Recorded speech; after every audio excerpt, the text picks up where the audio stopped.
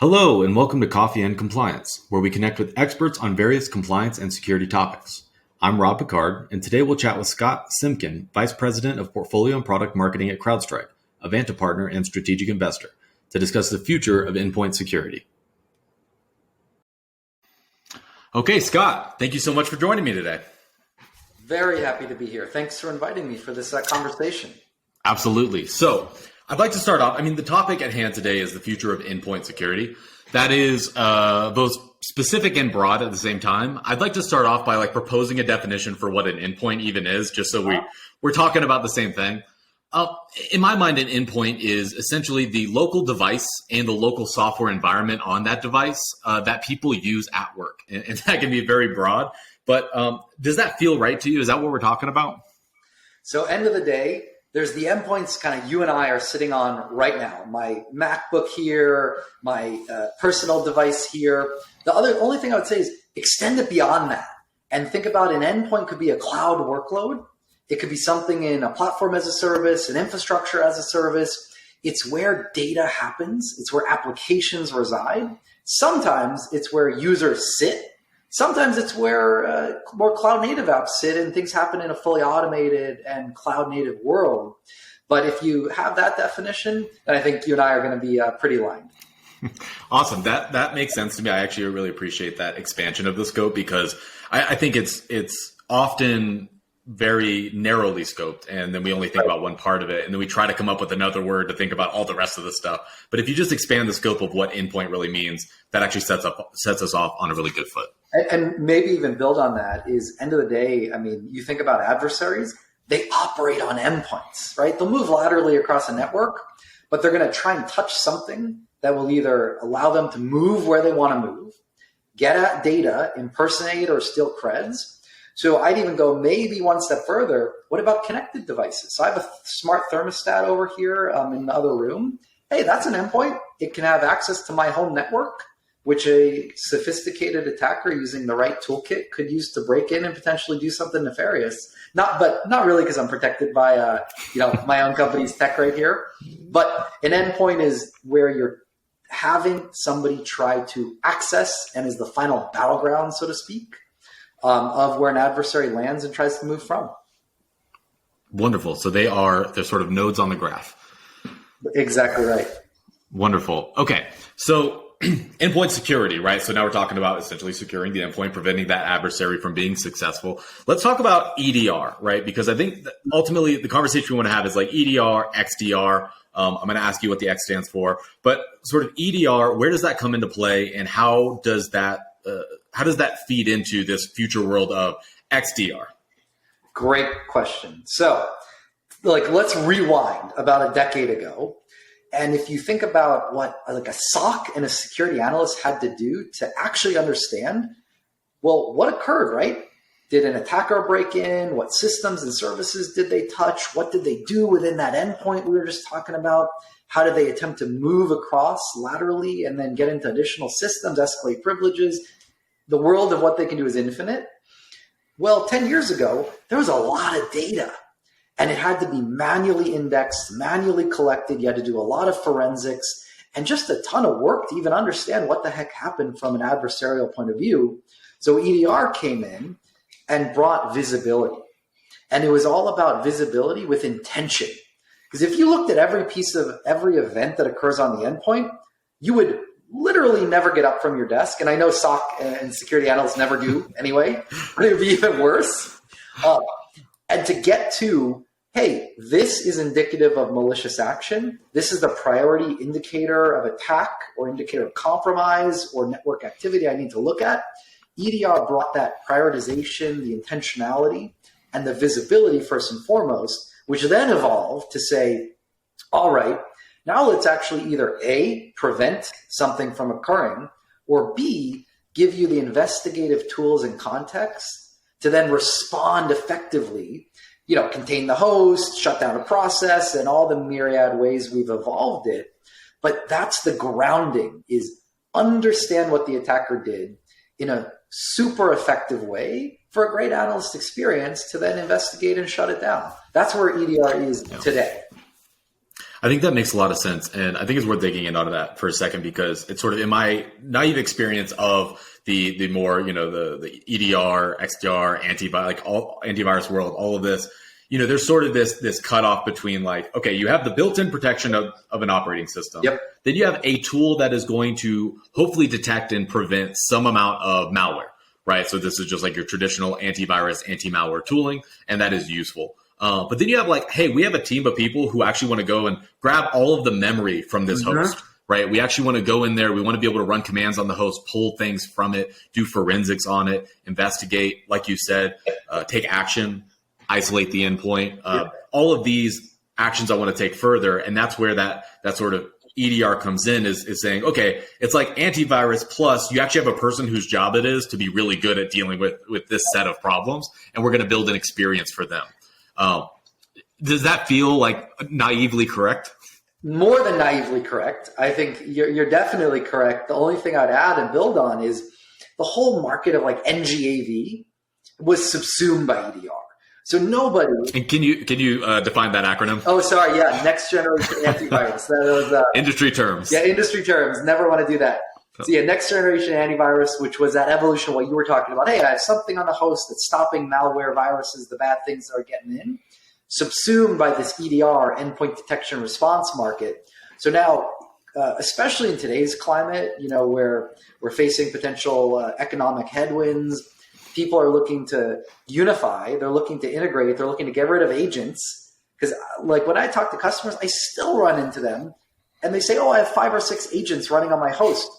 Oh, Lord, operational complexity, cost, and even slowing down that endpoint. So you put it all together in one solution that does that. Is it the prevention with that next generation antivirus, behavior-based detection and prevention, more advanced and sophisticated AI-based, then get the visibility, give you the tooling, that workbench. That's kind of how I like to think about it. It's a workbench for the analyst to make them more effective and be a force multiplier. Because their job is hard enough as it is. And like our job in the industry should be let them prevent breaches faster, better, and more effectively. That is a great job to have, I think. On that point, let's talk about XDR, right? Because this is, to speak of industry terms, right? This is one of those acronyms that comes up and you see it and you're like, oh man, like I have to learn what this is too now. But I think it captures something that's like genuinely a valuable difference from EDR and next-gen antivirus and all of these previous iterations of the technology. So first of all, what does the X stand for? Is it extreme detection and response? Is that what we're getting at here? I would love it if it was extreme detection and response. You should be in marketing. But it means extended. And what the heck does that mean, right? So listen, we're in the early stages of the XDR market and the category. It's been around for a few years, and I've had the privilege of being there since the beginning of XDR a prior life ago, and now here again at CrowdStrike, where it's all about widening the aperture. Because endpoint detection response was all about the endpoint data, right? Intentionality of that data, giving you the workbench and doing everything we've been talking about. Now, it's recognizing adversaries don't just operate on the endpoint. Yes, it is the final battleground. Yes, it is where data and users and applications live most of the time. But there's also the wider context of web telemetry, right? Email telemetry, CASB, Cloud Access Security Broker telemetry. You almost got me. Network detection and response, and other domains of data. So now, if you widen that aperture, you still take that same intentional viewpoint on the data. So you're getting the right data, good data, not all data, because we don't want to turn into a SIEM, which is a security information event management tool, essentially a garbage collector. We can talk for another 30 minutes about SIEM, and maybe we'll go there. But within XDR, you're now saying all this telemetry feeds into this single platform that gives you visibility for the entire story of an attack. As the adversary tries to break in and move across and then take their actions on the objective, and you get all the context in that sequence of events. So an analyst, again, all in service of the analyst, all in service of stopping breaches, makes them even more effective to find those sophisticated attacks that do cross these domains. And then very importantly, same piece here is we're allowing that security team to respond across those domains as well. So yes, do the standard endpoint actions, but hey, go trigger off a containment action in your secure web gateway of choice, right? Do step up auth an identity provider, Okta, Duo, Ping, etc., and take that, just blow that out as we add more high-value sources of telemetry and response integrations and automations. That's where we're at today with XDR. That makes a lot of sense. It really is sort of an extension of the transition from antivirus to EDR, which is about, hey, let's give more information, more capabilities, right? And it is, I love that term, widening the aperture, because I think that is exactly what it is, right? It's like, hey, instead of just specifically looking at these nodes on the graph, let's also look at the edges, right? Let's look at the connections between these nodes, and let's just look at the whole thing. Let's see everything that's happening, and then be able to act on those. I want to be able to cut this edge. I want to disconnect these two nodes, right? And that's not something you can do if you're just on the endpoint itself. And just even say one more thing on that is, imagine what people and experts had to do before XDR.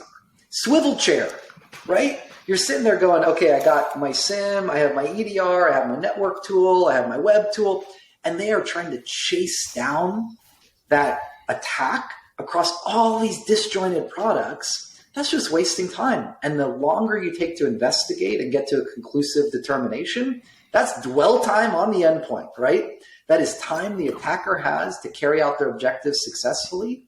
And the only other point I make is, I love what you said, right? It's like NGAV to EDR, and then now to XDR. We really do see XDR as being born from EDR because it's the same premise, the same graph databases, the same toolkit. Then just widen that aperture, putting more nodes on the graph. And good XDR actually has to be based on the best EDR, or else it can't be successful. Yeah, that makes a lot of sense. And I think there's a quote, and I can't remember who it's attributed to. People have to Google, but it's that attackers think in graphs, defenders think in lists. And like, if the attacker's thinking in graphs and you're thinking of, okay, well, my checklist is I go to my SIEM and I search for this, and I go to my EDR and I search for this, and I go here and I search for that. The attacker's already gone through all of those things because they don't need to follow through your tools. They're not looking at it the same way you are. They're just looking through the reality of the situation, right? And I think that is a great quote, and I think that's a great applicable quote to this situation. I love that. And end of the day, it's kind of, I love taking that attacker's view of your enterprise, and XDR can give you that wider perspective. And then you start talking about things like external attack surface management to take that outside in view. And if you start bringing all these pieces together and take that perspective of, hey, I am a red team or a purple team or a blue team, right? And I'm trying to break in and I want to operate like a pragmatic, intelligent adversary. I love your analogy. I think that's just very strong. And I mean, listen, if any security teams out there, the more you can think like the bad guys, the better defended and the better your posture is going to be. And tools like XDR and attack surface management can help you get there in a pretty significant way. So one thing we've talked a lot about is the analyst experience, right? And I want to kind of bring this back around because I want to not quite challenge it, but poke at that, because a lot of companies don't have analysts, right? We're talking about like, oh, we're years away from having that potentially, or maybe the company's in a position where they never will have that. That's just not something that they require, or that's not something that they can afford to have, right? Because that is, it can be expensive to spin up that kind of a function, a full security operations center. I was going to say SOC, but I caught myself on that acronym. So how does this approach of trying to improve the analyst experience help folks who are also trying to solve these same problems without the analyst, right? And maybe they have just a smaller scale. Yeah, so I love this conversation because sometimes, especially, in enterprise, like you're thinking, oh, everyone has a SOC. And you already defined it, so I can say that word. And if you look at the data, yes. I think it was from Gartner, where it's below 15% of enterprise in the world actually have a security operations center, right? That is a minuscule number. So when you're looking at XDR and solutions like it, it's all about being a force multiplier, because whether you're let's say a medium-sized business who has maybe 2 people, they do double duty as network operations and security operations. That's pretty common. They need the automation and analytics to help them operate their very lean SOC like a bigger, more mature, more resourced one. And then if you're a very mature organization, you still deal with the challenges of complexity, lack of resources. Because listen, you can have all the money in the world, and we all live and breathe this. There's not enough talented people for even the Fortune 50 in cybersecurity. So, I mean, if anyone listening to this is not already have a career in cybersecurity, go secure your future and go learn cybersecurity, because there's a massive opportunity there. So you take that strata, right? Small orgs. XDR can kind of be a sock in a box, where it's how do I give you the tooling and the automation and the analytics to operate like a larger, more mature SOC. And then as you get up that maturity curve, you get more and more and more value out of it till you're maybe in that Fortune 50 or 100 or even 500. And you're looking for that increase in efficacy, which is how accurately can I detect things in a fast manner, efficiency, how fast can I detect things, and because you're one of these companies in the upper threshold of visibility, you're just going to have more sophisticated attackers out there going after you for corporate espionage, ransomware, double extortion, etc. So the more sophisticated aspects of the product will open up to you when you have that more maturity, but spans the spectrum, and it can give you an edge. In my opinion, because I've talked to, honestly, hundreds or dozens of customers on this very topic, wherever you are out in that maturity curve, and then it grows with you as you maybe get more resourcing or more funding. That absolutely makes sense. So as we wrap things up, I want to kind of transition this to a little bit of an opportunity for you to plug yourself and CrowdStrike, because I think, for these smaller companies, I'm all like a really big proponent of outsourcing where you can. Because I think it gives you much more agility than hiring for, building a SOC, right? If you can get away with outsourcing those functions, then that is a great opportunity. So can you tell me a little bit about like the services and the sort of span of services that CrowdStrike offers in that specific department for like smaller companies who aren't quite ready to go and build all this themselves? Yeah. So thanks for the opportunity. And the way I like to think about CrowdStrike is, we have the world's best platform. Right? We invented EDR. We continue to innovate and drive new capabilities to market. But since our foundation, we believe it's tech and expertise in people. Unlike many other vendors out there, because of this skills shortage, because of whether you're a small business or, by the way, we have the largest enterprises in the world looking for us for resource aug, because it's just another kind of eye over your shoulder, making sure you don't miss something when the something is absolutely critical and could cause millions of dollars in damage. So here at CrowdStrike, we think holistically about, we can manage your entire SOC or security operations for you, top to bottom, alert, triage, investigation, response. We can augment what you got.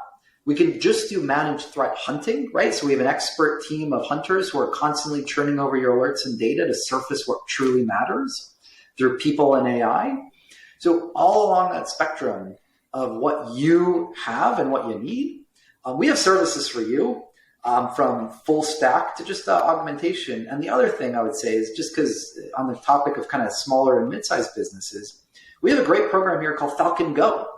So Falcon Go is our agent, and what we deliver from a endpoint protection perspective, actually built in size for smaller enterprises.